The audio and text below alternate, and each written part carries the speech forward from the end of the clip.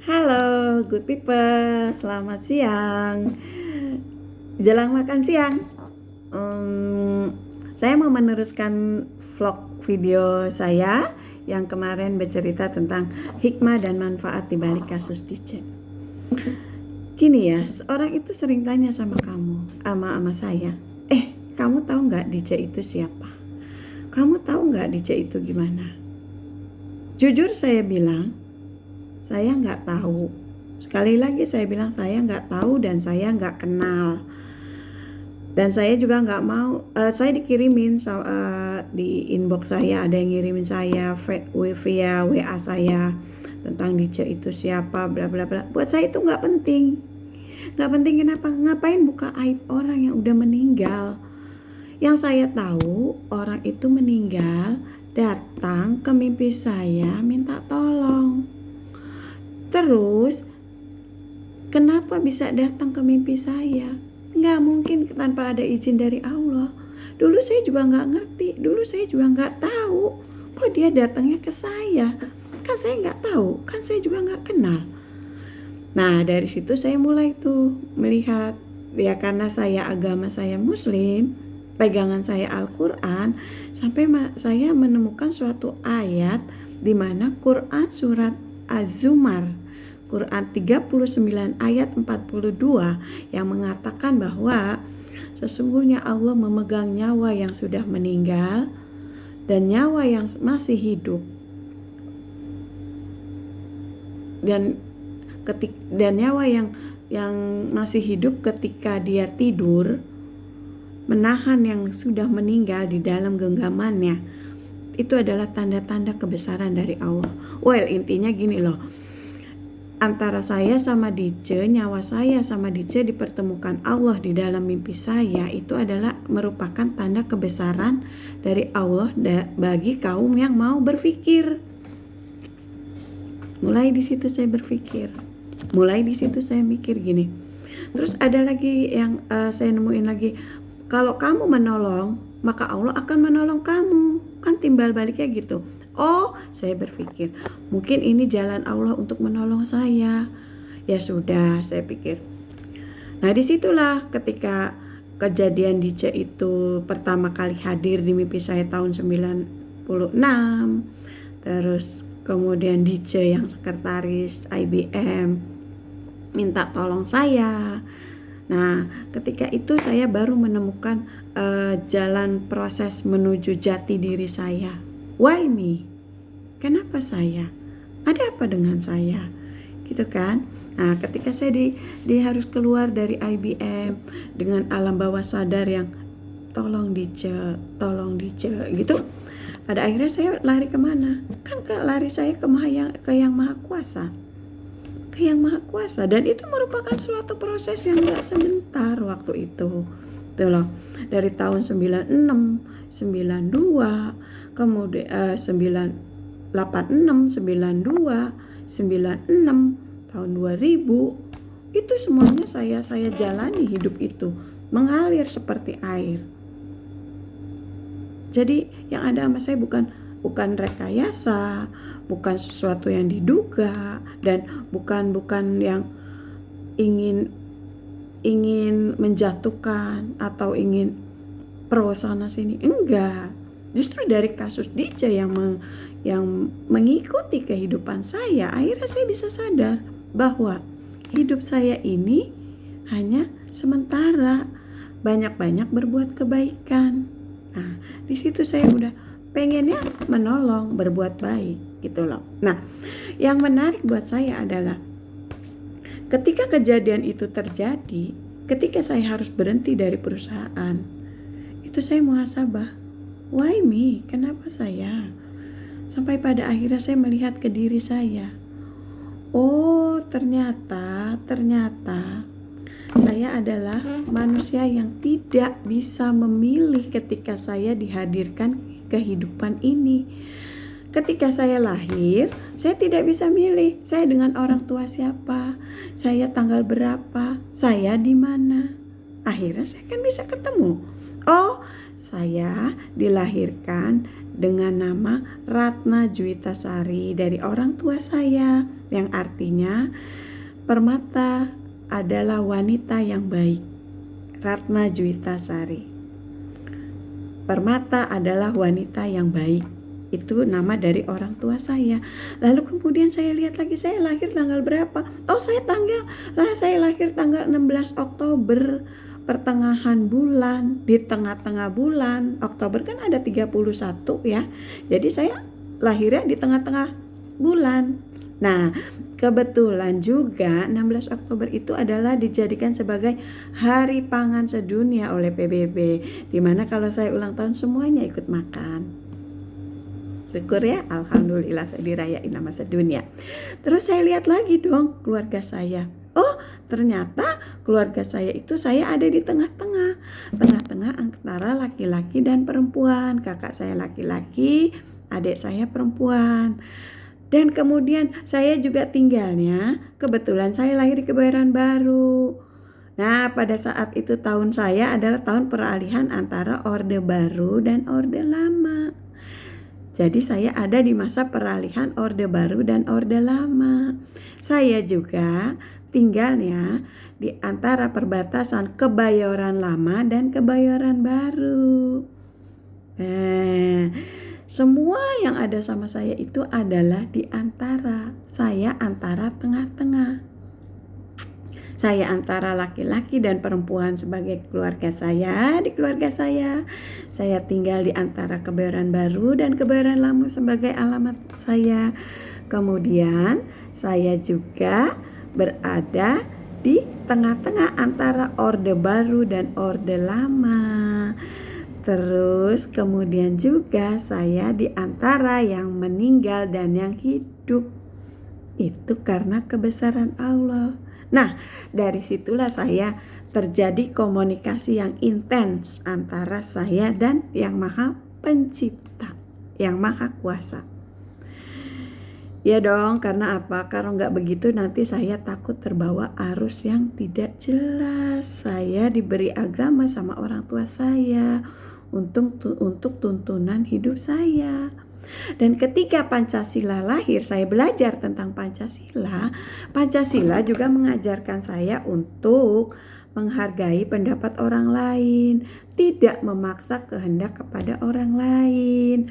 Nah, akhirnya disitulah saya mulai berjalan sesuai dengan hati nurani. Hati nurani seperti apa? Well, good people. Mungkin yang di zaman Pak Harto itu orang takut ya untuk mengeluarkan suatu pendapat, mengeluarkan suatu gagasan atau ide gitu ya. Begitu juga yang ada di keluarga saya. Mereka nggak tahu apa yang ada dalam hati saya, apa yang ada di dalam pemikiran saya. Ketika terjadi masalah di dalam hidup saya, ketika saya harus keluar dari perusahaan, ketika saya harus dikeluarkan dari perusahaan, terus ketika saya harus menganggur, ketika saya harus bermuhasabah, terus saya mendapatkan suatu ide. Sampai pada puncaknya itu pada tahun 1996 ya. Ya, 96. 95 atau 96 sebelum kerusuhan, saya lupa. Nah, kejadian itu dorongan hati nurani saya, itu saya berangkat. Habis sholat subuh, saya berangkat ke gedung MPR DPR. Mau ketemu sama ketua MPR DPR. Qadarullah, kebesaran Allah, saya bisa ketemu waktu itu sama ketua MPR DPR. Sampai polisi yang di depan itu bilang, "Bu, Ibu bisa ya?" Saya bingung, Ibu bisa ketemu sama Pak Ketua. Jarang loh Bu bisa ketemu sama Pak Ketua. Tahu waktu itu saya ketemu sama Pak Ketua MPR DPR untuk apa? Untuk memberikan suatu makalah ide saya yang menyatakan bahwa Soeharto sudah harus tobat. Saya teriak begitu, saya tulis di situ. Di situ saya gambarin bahwa kalau Pak Harto nggak berhenti jadi presiden, Indonesia gelap. Banyak nyawa yang melayang. Saya nggak mau, saya bilang gitu. Itu ada kasus DJ yang hubungin, yang menghantui saya mulu, saya nggak mau, sampai saya bilang begitu kan. Tapi pada waktu itu Pak Wahono bilang begini, ya masa ini saya pelajari dulu ya, tapi masa saya harus percaya sama yang kayak gini-ginian? Dia bilang, ya udah ibu tinggal aja. Pak, tapi saya mau ketemu Pak Harto. Ya kalau mau ketemu ya silakan aja ke istana, kan Pak Harto tempatnya bukan di sini. Itu kata Pak Wahono. Oke, saya pergi, saya pulang. Itu saya pulang, udah saya di rumah. Saya nggak kesana kemari lagi. Saya balikin lagi sama Yang Maha Kuasa. Saya udah kasih ide saya sama Ketua MPR. Sekarang saya mau ketemu Pak Harto. Saya berdoa lagi. Dan kemudian di bulan apa saya lupa, waktu itu saya ke Istana Negara. Waktu itu saya ke Istana Negara pakai celana jeans, pakai kaos. Saya bilang saya bukan siapa-siapa, tapi I'm the people. Saya rakyat Indonesia yang mau ketemu presiden, ya boleh nggak? Saya dibilangin nggak boleh ke Istana Negara pakai celana jeans, nggak boleh pakai, ini harus yang rapi dong katanya. Oke, minggu depan, kemudian di minggu berikutnya saya datang lagi ke Istana Negara. Saya datang ke Istana Negara, saya bilang saya mau ketemu Pak Harto. Soeharto sudah harus tobat. Saya teriak-teriak kayak gitu. Terus saya tulis surat. Yang bisa saya lakukan apa? Kan saya sekretaris, saya bisa nulis. Ya saya tulislah surat. Saya tulis surat dengan kepolosan saya, dengan keterbatasan saya. Alhasil waktu itu saya sampai ke Istana Negara. Orang semua kaget. Kok bisa ya saya sampai ke Istana Negara? Saya masuk ke Istana Negara. Ada fotonya. Saya simpan foto-fotonya. Di dalam Istana Negara itu, saya masuk ke dalam ruangan pribadi Pak Harto.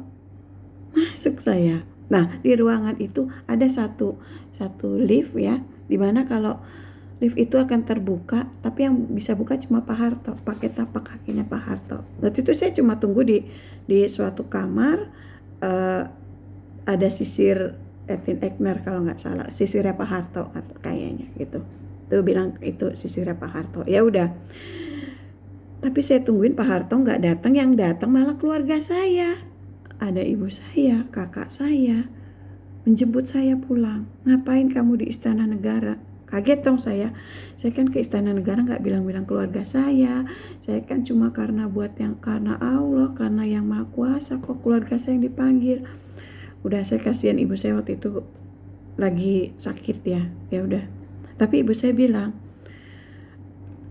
di sini aku perasaannya campur aduk. Satu sisi aku senang diajak ke istana, jadi tahu Istana Negara. Di sisi lain aku takut, kamu kenapa-kenapa, ayo pulang. Saya pulang. Setelah pulang, saya diajak sama orang tua saya. Wah, abis deh tuh saya dimarahin sama keluarga saya. Dibilang gak usah jadi seorang pinter, gak usah begini, Pak Harto udah banyak penasehatnya, gini. Banyak katanya penasehat Pak Harto, banyak katanya orang pinternya Pak Harto. Tapi saya diem, saya itu dibilang takut, keluarga saya itu takut nanti dibilang gila, dibilang stres, karena ada intimidasi apa dari pas pampres saya juga nggak tahu. Tapi yang pada saat itu ketika kejadian itu terjadi, saya dibawa ke Abah Anom. Takut kenapa katanya. Ya udah, akhirnya saya mengalah sama keluarga saya, dan saya oke, saya nggak apa-apa. Oke, saya akan normal lagi. Saya cuma mau nganterin itu kok ide saya tentang negara, takut negara ini ada apa-apa. Ya udah, banyak orang pinternya. Kamu tuh udah kerja aja, udah jangan mikirin yang macam-macam, kata keluarga saya. Dan saya oke, saya ikutin semuanya ya. Saya ikutin yang ada di situ. Well, kemudian ya, di kemudian hari saya ada lagi mimpi ketemu Butin menyerahkan Pak Harto ke saya, tapi dia mau pindah alam. Saya tulis lagi surat, saya datang ke Cendana. Kalau kemarin saya ke istana, saya ke Cendana. Nggak ada rasa takut saya menghadapi para TNI, Pas Pampres, dan tank-tank besar depan rumah Pak Harto. Itu nggak ada. Dan mereka baik-baik aja kok nerima saya. Nggak ada mereka mengancam-ngancam apa-apa.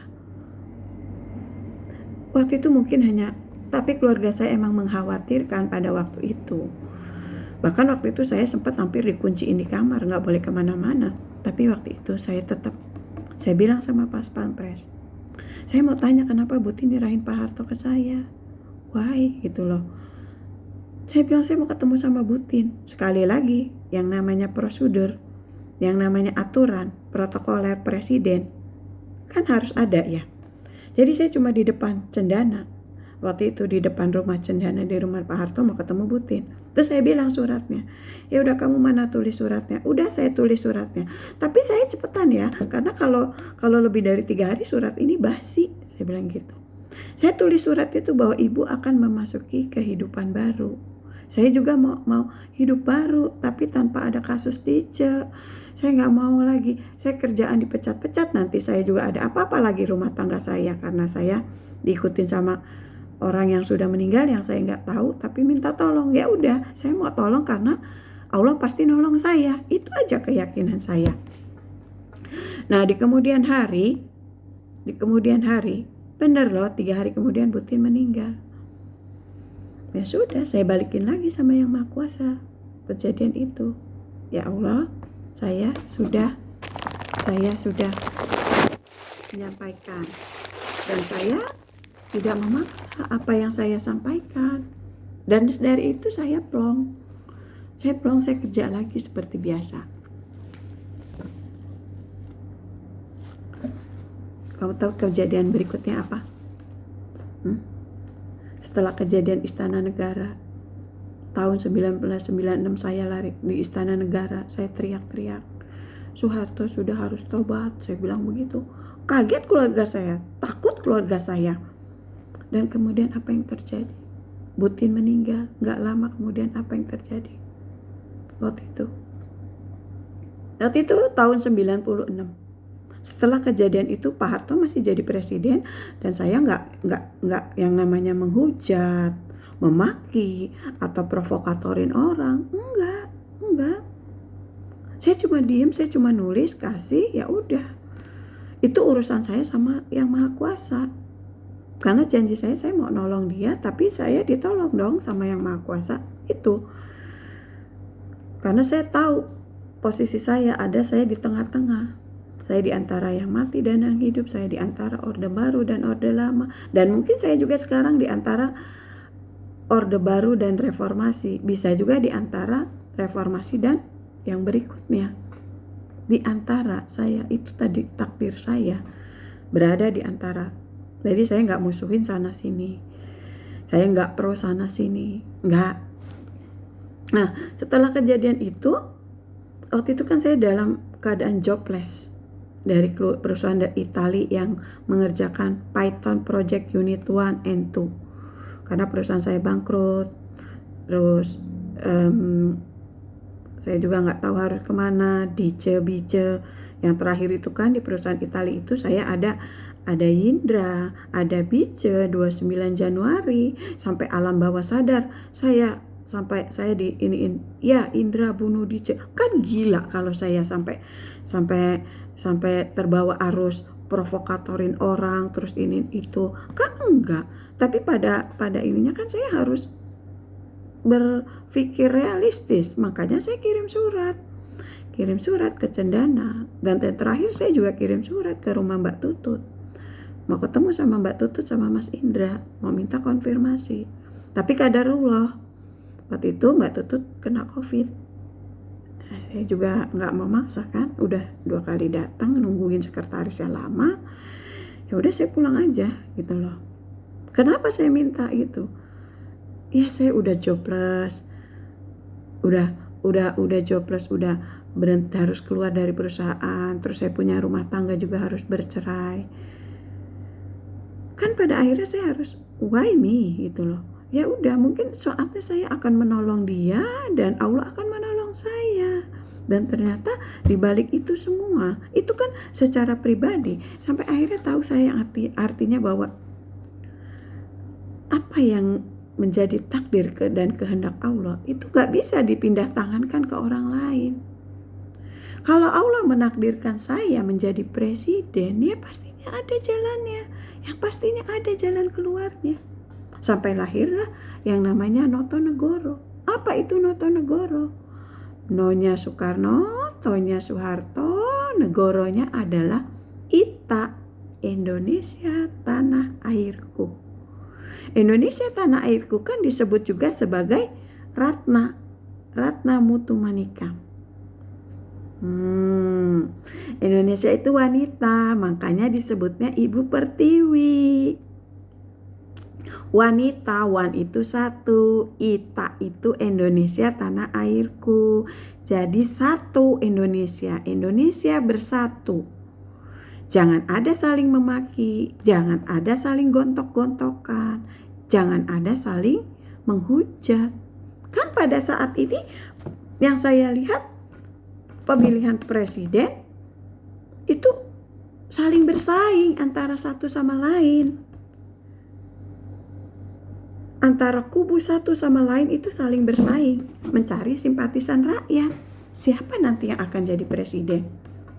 Well, good people, di sini saya mau kasih tahu ya bahwa kalau memilih itu akan menempatkan bangsa Indonesia pada sesuatu yang tidak pasti. Belum pasti pilihan kamu itu tepat. Belum pasti presiden yang terpilih itu nantinya akan meneruskan yang udah ada. Sementara negara ini masalahnya banyak. Kita nggak tutup mata apa yang terjadi di negara ini. Negara ini butuh apa? Butuh keadilan. Ada berapa banyak kasus pembunuhan yang nggak terungkap? Ada berapa banyak kasus yang tanahnya diambil, berpindah tangan. Itu terjadi juga di sekitar orang-orang sekitar saya, tapi saya tidak bisa berbuat apa-apa selain turut prihatin dan mendengarkan ceritanya. Dari punya 10 hektar sawah menjadi 3 hektar, yang 7 hektar lencam menjadi nama orang lain. Dari yang punya rumah, jual rumah di Kebayoran Baru, beli rumah di daerah dekat Ciputat sana. Tiba-tiba rumahnya disuruh digantikan nama orang lain. Yang dia nggak tahu apa-apa, bayar PBB tiap bulan. Sampai sekarang orangnya masih berjuang loh. Itu orang-orang dekat saya. Dan saya gak bisa buat apa-apa. Karena saya belum apa-apa, belum siapa-siapa. Saya jadi presiden bukan karena rakyat yang memilih. Tapi ada suratan takdir yang maha kuasa di balik kasus DJ. Apakah mau diterima atau tidak sama bangsa Indonesia? It's not my right gitu loh. Saya menjalankan hidup mengalir seperti air. Be natural. So natural, bukan hasil rekayasa. Kenapa? Gini loh, dalam kepemimpinan Notonegoro yang saya tahu, yang saya tulis dan yang saya baca, di mana Presiden Notonegoro itu memberikan solusi bagi rakyat yang sedang mengalami masalah. Soekarno sebagai presiden itu bukan melalui pemilu awalnya. Dia membawa alam kemerdekaan. Dia memberi solusi pada rakyat Indonesia untuk kemerdekaan Indonesia setelah dijajah. Dan Soeharto tampil sebagai presiden, memberikan solusi ketika bangsa Indonesia tengah menghadapi komunis. Ideologi Pancasila terancam. Tapi dengan peralihan yang dia buat, peralihan kekuasaan yang dia lakukan, Indonesia terselamatkan. Selamat dari komunis, Pancasila tetap sebagai ideologi negara. Kan itu faktanya. Iya kan? Tapi kamu sadar gak bahwa rencana Allah itu jauh lebih indah daripada rencana manusia? Rencana Allah tadinya Presiden Soekarno jadi presiden seumur hidup. Soeharto jadi presiden lagi tahun dari pemilu 97 sampai dengan 2002, 2003 ya. 2000 ya. Mungkin ya 5 tahun kemudian setelah 97. Itu kan kehendak manusia. Rencana manusia. Tapi ada rencana Allah di balik itu semua. 98 Pak Harto harus udah lengser. Udah selesai. Jangan pukul kalau nggak mau mukul. Jangan dobrak kalau nggak mau dobrak. Saya nggak mukul siapa-siapa. Saya nggak dobrak siapa-siapa. Saya bawa suratan takdir di balik kasus Dice. Itu pun kalau diterima. Kalau bangsa Indonesia mau bersyukur. Bersyukur bahwa negara ini merdeka. Bersyukur bahwa negara ini terbebas dari komunis dan Pancasila menjadi ideologi. Dengan bersyukur, insya Allah jalan menuju Indonesia yang adil dan makmur akan tercapai. Karena apa? Karena ada jaminan yang maha kuasa. Barang siapa yang bersyukur, maka nikmatmu akan aku tambah. Nikmat kita akan ditambah kalau kita bersyukur pada yang maha kuasa. So good people, sebagai presiden yang berperan sebagai negoro yang berada di tengah-tengah. Takdir saya ada di tengah-tengah di antara. Saya di antara jadi presiden atau tidak jadi presiden. Saya di antara laki-laki dan perempuan. Saya di antara reformasi dan notonegoro. Bisa jadi notonegoro, bisa jadi presiden reformasi, jadi presiden lagi. Tapi ingat, memilih akan menempatkan bangsa Indonesia pada suatu ketidakpastian. Sesuatu yang tidak pasti. Belum tentu presiden pilihannya itu mau meneruskan yang udah ada. Belum tentu presiden yang terpilih nanti akan memberikan yang terbaik bagi Indonesia. Belum tentu. Manusia boleh berencana, boleh beroptimis. Oh, kita kan harus berusaha, kita kan harus optimis. Ya boleh aja, silakan aja. Nggak ada yang ini, saya nggak menjelekkan, saya nggak memprovokasikan. Tapi saya hanya sekedar mengingatkan, bersyukur apa yang udah diberikan oleh Yang Maha Kuasa. Peran saya sebagai notonegoro adalah sebagai ibu pertiwi. Negoro itu bahasa Jawa, bahasa Indonesia negara. Ya karena saya orang Jawa jadinya negoro. Makanya saya bilang notonegoro, Soekarno, Soeharto, dan negoro. Saya 3 orang. Lalu orang tanya sama saya, teman, emangnya presiden yang lain gimana? Masa notonegoro cuma 3 orang presidennya? Presiden yang lain gimana? Good people, apa bedanya presiden yang 3 notonegoro itu dengan presiden yang lainnya? 1. Presiden Soekarno membawa alam kemerdekaan kepada bangsa Indonesia. Kamu mau mengungkapkan ide apa aja ya terserah, ya merdeka. Karena kamu adalah bangsa saya yang sudah saya merdekakan. Kamu mau punya ide komunis, kamu mau punya ide Marxisme, kamu mau punya ide apa itu yang politik lainnya, ya silakan. Alam kemerdekaan itu dibawa sama Soekarno. Maka ketika terjadi PKI, Soekarno gak punya hati untuk menumpas bangsanya sendiri yang udah merdeka. Disitulah muncul Soeharto mengalihkan. Dibawalah sama Pak Harto alam peralihan. Alam peralihan itu Pak Harto diberikan oleh Yang Maha Kuasa, menguasai alam peralihan atau yang disebut sebagai rekayasa. Kan rekayasa juga suka berkonotasi negatif ya, tapi kalau kita melihat kemacetan lalu lintas, di situ suka terlintas rekayasa lalu lintas. Untuk apa direkayasa lalu lintasnya?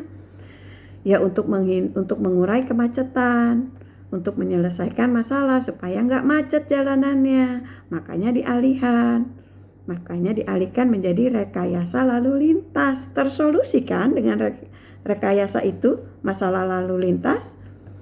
Nah, makanya notonegoro itu presidennya membawa alam yang dianugerahi oleh Yang Maha Kuasa.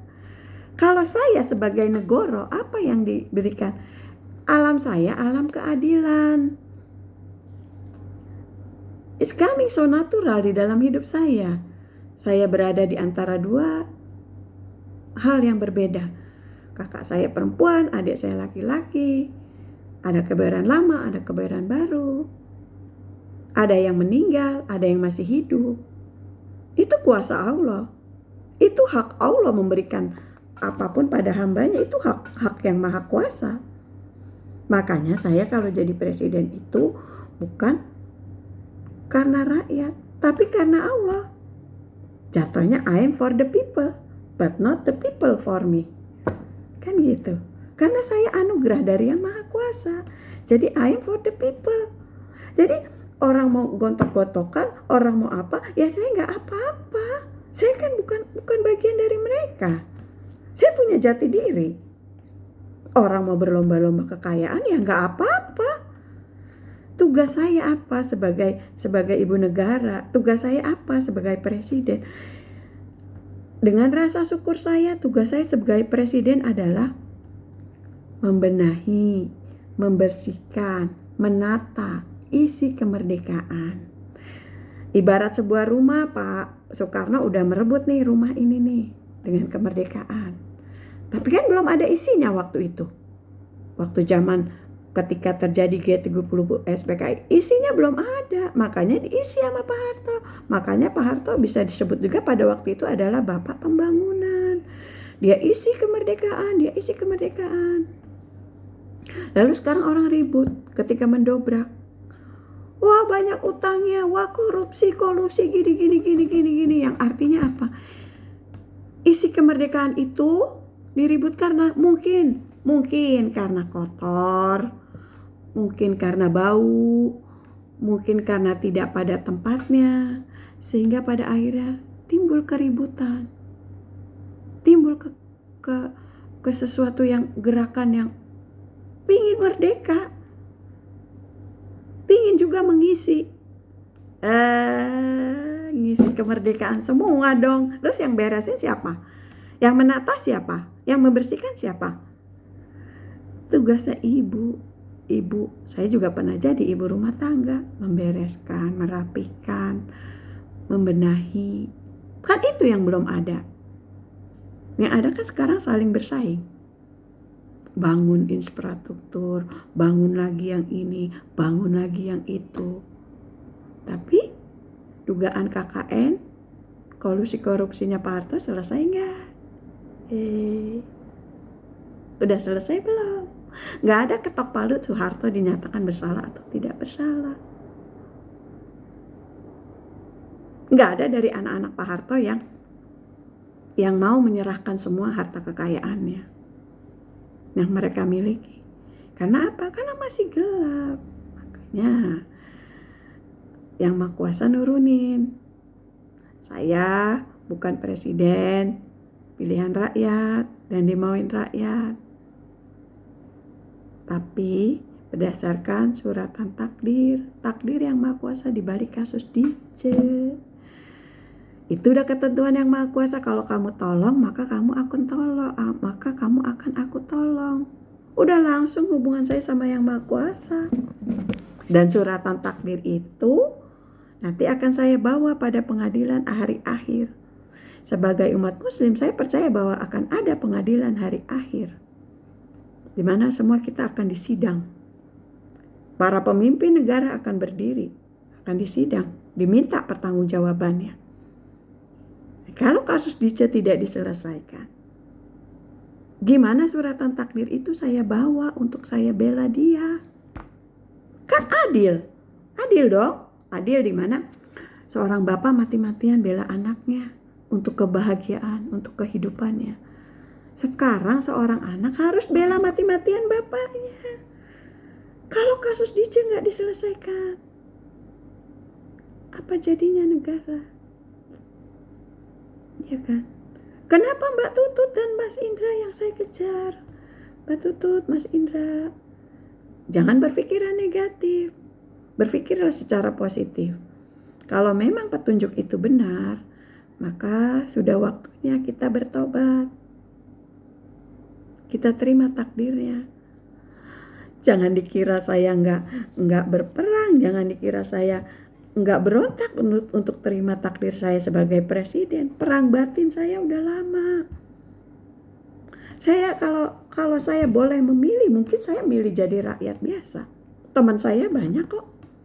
Saya bisa happy, saya bisa menjadi wanita yang bermain selayaknya ibu-ibu yang lain. Saya bisa ikut kumpul sana, kumpul sini. Iya enggak? Tapi kan saya enggak seperti itu. Saya ditakdirkan untuk kadang saya ikut, kadang saya enggak. Kadang saya harus main, kadang saya harus muhasabah, beribadah. Jadi harus balance saya antara kehidupan dunia dan kehidupan di akhirat untuk ukhrawi saya. Saya belum terjun ke politik. Buat apa saya terjun ke politik? Orang saya nggak punya ini kok, nggak punya apa-apa untuk menarik simpatisan rakyat kecuali anugerah keadilan.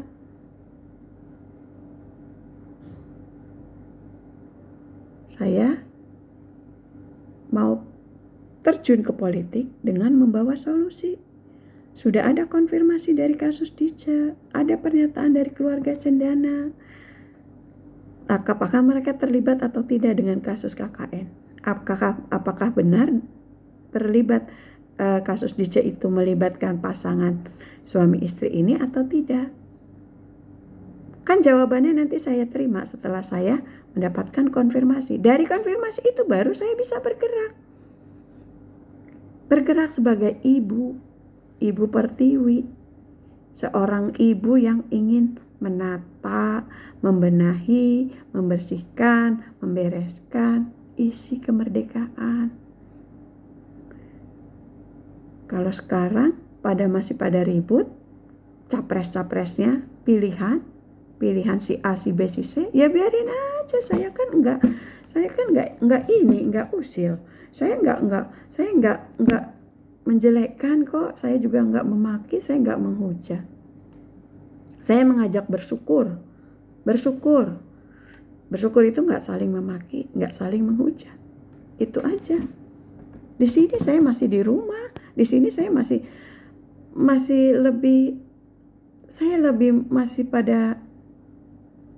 lebih ingin mendekatkan diri sama Yang Maha Kuasa. Saya udah bercerai, saya sekarang punya calon suami.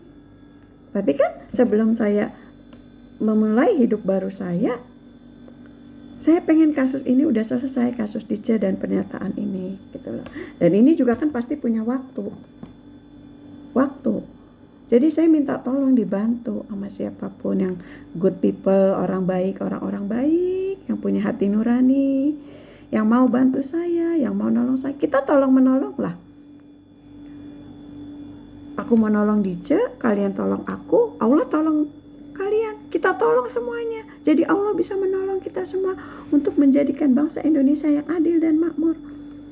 Saling tolong menolong, saling bantu membantu.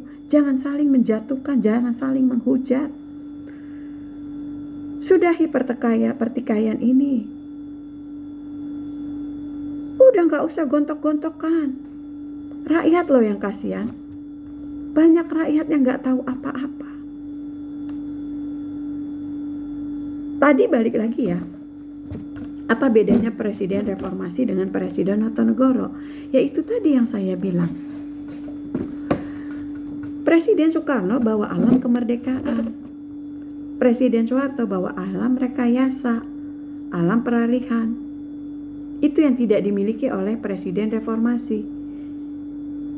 Contohnya apa? Faktanya apa? Rekayasa sekarang masih banyak. Semua juga masih ada rekayasa. Bisnis juga ada yang direkayasa. Siapa bilang gak ada rekayasa? Teman saya banyak. Mau saya sebutin satu-satu? Kan enggak. Itu cucunya Presiden Soekarno. Teman saya sekolah.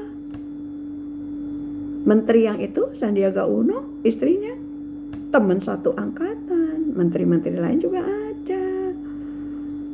Saya punya ada wartawan senior Bambang Harimurti. Saya punya teman artis Dina Mariana yang dekat sama saya, yang tahu saya bahwa apa yang ada sama saya bukan hasil rekayasa. Dan saya tidak dimanfaatkan oleh pihak manapun. Gerakan dari hati nurani, dari diri saya pribadi yang ingin menerima takdir dan kehendak yang maha kuasa dengan rasa bersyukur.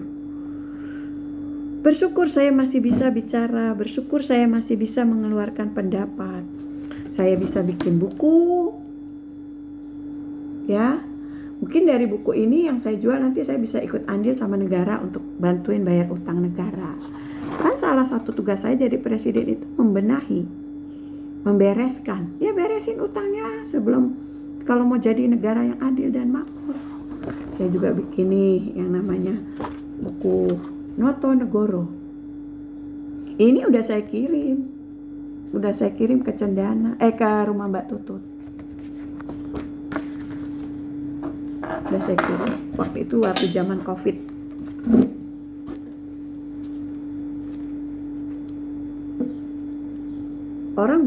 Soekarno merebut kemerdekaan bersama-sama perangnya, melawan penjajah bersama bangsa Indonesia.